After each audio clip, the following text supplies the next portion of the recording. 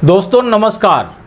रोज की तरह आज भी हम लोग कुछ ऐसे विषय पर चर्चा करने जा रहे हैं जो कि एकदम ज्वलंत है और आपको बहुत ही आकर्षित और आनंदित करेगा। लेकिन इसके पहले कि हम वीडियो स्टार्ट करें, आपसे सप्रेम अनुरोध है कि आप इस चैनल को सब्सक्राइब करें और यदि यह वीडियो आपको अच्छा लगे तो इसे लाइक ज़रूर से ज़रूर करें।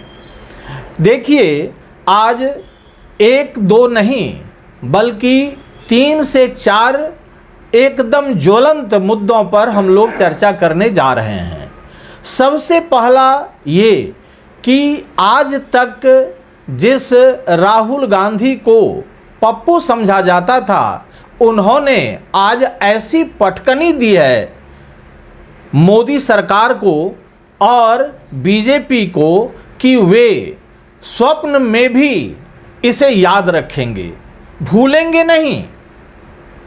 और दूसरी तरफ हम लोग ये यहाँ से जो चर्बी वाली बात हुई थी कि लड्डू में चर्बी मिला दिया जाता है, फैट मिला दिया जाता है, जानवरों का खास करके प्रतिबंधित जानवर जो हैं उनके या तो फैट को एकदम अच्छे ढंग से मिला करके सबको परोसा जाता है या छुपा करके, लेकिन मिलाया जाता है। ऐसा कुछ आया था और वह मुद्दा आज यहाँ सुप्रीम कोर्ट में जब आया तो फिर वो ऐसा मुद्दा हुआ कि जिससे बड़े बड़े जो महारथी थे उनकी नाक कट गई। इसके बाद हम लोग जरा सा देखेंगे महाराष्ट्र में क्या हो रहा है। महाराष्ट्र में अभी जहां सेकुलर चीज़ें होनी चाहिए वहां पर गाय को, ठीक है गाय का पूजना बहुत अच्छी बात है, तो गाय को हम लोग किस रूप में पूजते हैं वह तो हम लोग जानते हैं, लेकिन विशेष दर्जा दे करके यह बताना कि हम लोग हिंदुओं के समर्थक हैं, यह थोड़ा सा ज्यादती हो रही है। इसी प्रकार से हम लोग थोड़ा सा विशेष रूप में देखेंगे कि कौन कौन से लोग अभी दिल्ली दरबार की यात्रा में मग्न हैं। तो ऐसे सभी मुद्दों को हम लोग छूने का प्रयास करेंगे और उसको जानने का प्रयास करेंगे। लेकिन सबसे पहले राहुल गांधी जी की चर्चा करें। ऐसा हुआ है कि राहुल गांधी जी ने जब से देखा कि भारतीय जनता पार्टी छुपे रुस्तम होकर के कुछ खेला करना चाह रही है, तो उन्होंने हरियाणा में अपना पैर जमा दिया और इस प्रकार से जमाया कि क्या गांव और क्या देहात, क्या शहर, सभी जगह उनकी रथ यात्रा चल पड़ी है। और ये तब तक वहाँ रहेंगे जब तक चुनाव संपन्न नहीं हो जाता है। देखिए, मोदी जी जब गए थे तो मोदी जी ने भाड़े की भीड़ जुटा ले गए। वहाँ पर जितने भी आए वे पैसे दे करके बुलाए गए व्यक्ति थे, उन्हें पैसा दिया गया, नारे लगवाए गए, लेकिन उनमें से कोई भी ऐसा वोटर के रूप में नहीं था जो बीजेपी को वोट दे सके। जेन्युइन वोटर नहीं था और नहीं था। लेकिन क्या आप समझ सकते हैं कि जब राहुल गांधी जी की वहाँ पदयात्रा हो, रथ यात्रा हो, जो भी है जो चल रही है, वह जीटी रोड के तरफ से जा रही है और जीटी रोड का जितना भी इलाका है वह इलाका बीजेपी से रिलेटेड इलाका है। यानी बीजेपी वहीं से अपना वर्चस्व कायम करके पिछले 10 वर्षों से हरियाणा पर राज करती आ रही है। तो यह बीजेपी का गढ़ माना जाता है। तो क्या हुआ, एक तरफ मोदी जी भाड़े पर भीड़ जुटाने में मग्न रह गए और नारे लगवाते रह गए भाड़े के भीड़ से, और दूसरी तरफ राहुल जी ऐसा खेला कर गए जिसे हम कह सकते हैं कि इन्होंने बीजेपी के वोट बैंक में सेंधमारी कर दी है एक तरह से। क्या हुआ है, देखिए, जब ये भारत जोड़ो यात्रा पर निकले थे तो उस समय भी इनका रूट यही था। संयोग से अभी जो ये जा रहे हैं, रथ यात्रा जो निकली हुई है और उसमें जो भ्रमण कर रहे हैं, उसमें भी ये इस इलाके को चुना गया है। यानी इस इलाके से वह जा कर के यह दिखाना चाहते हैं कि देखो, हमारा जो इलाका है वह तो सुरक्षित है, उसमें कांग्रेस के लोग इधर उधर नहीं जा सकते हैं।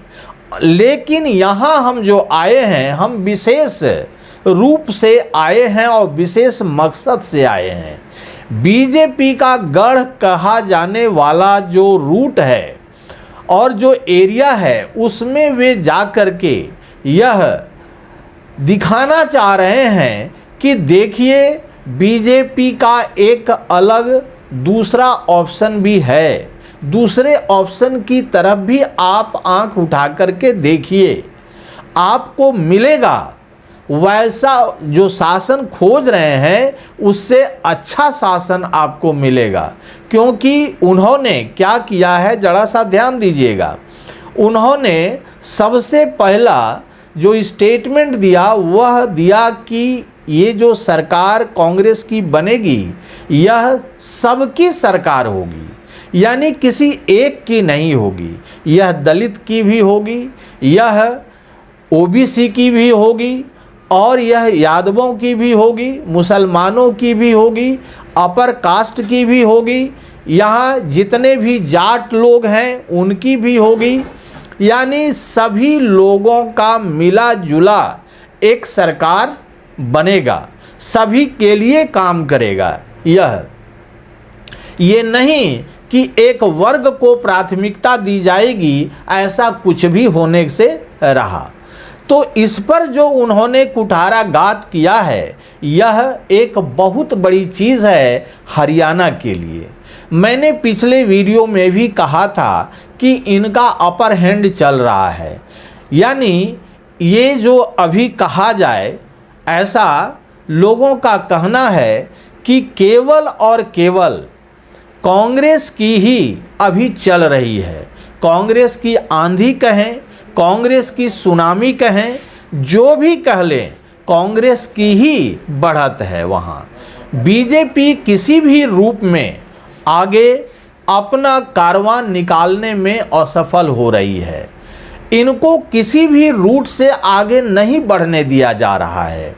सभी रूट पर अवरोध खड़ा कर दिया जाता है कांग्रेसियों के द्वारा। अवरोध से मतलब है वे ऐसा स्टेटमेंट दे रहे हैं जिससे जनता उनकी ओर झुकती चली जा रही है। अपार भीड़, अपार जन समूह का समर्थन मिल रहा है। इससे आप अंदाज़ा लगा सकते हैं कि भाड़े की भीड़ और इनकी अपनी जो भीड़ है, जिसमें जनता स्वतः स्फूर्त हो करके वहाँ भाग लेने पहुँच रही है। तो इसमें आप जब इसका सर्वे रिपोर्ट निकालेंगे तो स्पष्ट आएगा कि कांग्रेस की बढ़त 1-2% नहीं हो रही है, माने कहिए 2/3 से भी ऊपर ये बढ़त बना करके जीतने वाले हैं। ऐसी स्थिति बन रही है हरियाणा में।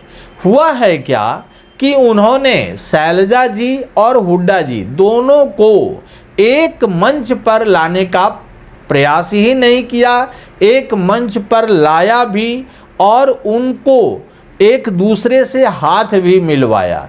यह एक बहुत बड़ी उपलब्धि है। जो कांग्रेस गुटों में बंटी हुई थी हरियाणा में, आज वह मैंने डबल कॉन्फिडेंस के साथ जनता के बीच जा रही है और जनता का भी अपार समर्थन मिल रहा है। राहुल गांधी ने यह पूरी कमान अपने हाथ में ले ली है। यानी कहीं गुटबाजी का कोई प्रश्न नहीं यहाँ उठता है। दूसरी तरफ बीजेपी की ओर देखें तो वे आते हैं हाय हेलो करके चले जाते हैं। जनता में पकड़ का जहाँ तक प्रश्न है, यह मजबूत नहीं हो पा रहा है। ये पकड़ पहले जो था वह अब नहीं रहा है। तो इस प्रकार से ऐसा कमेंट लोग कर रहे हैं। पहले जैसे राहुल गांधी जी के बारे में कहा जाता था और अभी भी लोग कमेंट करते हैं, वैसे ही अब कांग्रेस वाले कहते हैं कि भैया कम से कम खट्टर जी को हमारे एरिया में भेज दीजिए प्रचार करने के लिए। क्यों? हमारा 10 से 15% वोट बढ़ जाएगा। ये स्थिति है बीजेपी के लोगों की। और पहले इसी प्रकार से कमेंट किया जाता था राहुल गांधी के अगेंस्ट में, जो आज एकदम इस प्रकार से ऐसी स्थिति में वे पहुंच गए हैं कि जिससे बड़े बड़े जितने भी सूरमा भोपाली लोग हैं सब जमीन पर रेंगते हुए नजर आ रहे हैं। उनकी राजनीतिक स्थिति मटिया मेट होती चली जा रही है। देखिए, इसमें एक और एंगल, कहता है ना जले पर नमक छिड़कना, उसी प्रकार से ऐसा कुछ हुआ है। यहाँ बाहर से लोगों को बुलाया जा रहा है। बुलाया गया किसको? तो बुलाया गया योगी जी को, बुलाया गया हेमंता बिस्व शर्मा को बुलाया गया। हेमंता बिस्व शर्मा से उतना नाराजगी नहीं देखने को मिली, लेकिन जहाँ तक योगी जी की बात है, योगी जी जब आए यहाँ, तो योगी जी के आने के बाद ही क्या हो गया, एक दूसरा शगुफा उड़ा। वह क्या था कि योगी जी राजपूत हैं और उन्होंने यानी उत्तर प्रदेश में ब्राह्मणों की स्थिति को एकदम खराब करके रखा है। चूँकि यहाँ यानी हरियाणा में करीब करीब 8% ब्राह्मण हैं, तो यहाँ जिस प्रकार से एक शर्मा जी हैं उनको टिकट नहीं दिया गया, और इसके जो कि ब्राह्मण समुदाय से आते हैं, और इसके बाद उन्हें बेइज्जत भी किया गया है बीजेपी के द्वारा, जिससे ब्राह्मण वोटर नाराज हैं।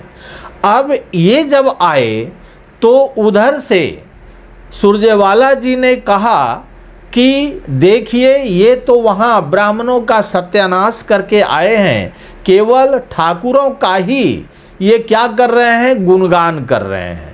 तो इस प्रकार से भी बीजेपी की वहाँ एक तरह से हार होने जा रही है। दूसरा मैं कह रहा था कि ये जो तिरुपति का जो मंदिर है और वहाँ पर से जो प्रसाद निकला है लड्डू, उस लड्डू में चर्बी मिलाने की जो घटना प्रसारित की गई, वह आज सुप्रीम कोर्ट में एकदम दूध का दूध और पानी का पानी कर दिया गया। वहाँ उन्होंने कहा कि जब आपके पास लैब है, लैब में आपने दिया ही, इसके बाद आपने इसका क्या किया, कब जुलाई में ही इसकी जांच कराई थी, उसको आप सितंबर में क्यों सबके सामने में प्रदर्शित कर रहे हैं, पब्लिश कर रहे हैं। एसआईटी का गठन किए हैं तो एसआईटी की रिपोर्ट आने देते। सारा कुछ अपने मन से कर रहे हैं। गढ़ करके किसी भी चीज़ को उकसाना, यह भारत की जनता को बेवकूफ़ बनाने का काम नहीं किया जाए, आगे यह चलने वाला नहीं है। हो सकता है हमारे चंद्रबाबू नायडू जी कुछ गलती कर बैठे हों, आकलन नहीं कर पाए, लेकिन उन्हें इसका स्टेटमेंट देने के पहले बहुत कुछ सोचना चाहिए था। ये नहीं हिंदू हिंदू खेल रहे हैं, हिंदू हिंदू का खेल ये नहीं है, जनमानस के भावना का निरादर है, वैसा कुछ भी नहीं होना चाहिए। तो इस वीडियो में इतना ही। यदि यह वीडियो आपको अच्छा लगा हो तो इसे लाइक करें, शेयर करें और कमेंट सेक्शन में जाकर अपनी बहुमूल्य राय मुझे ज़रूर से ज़रूर दें। धन्यवाद।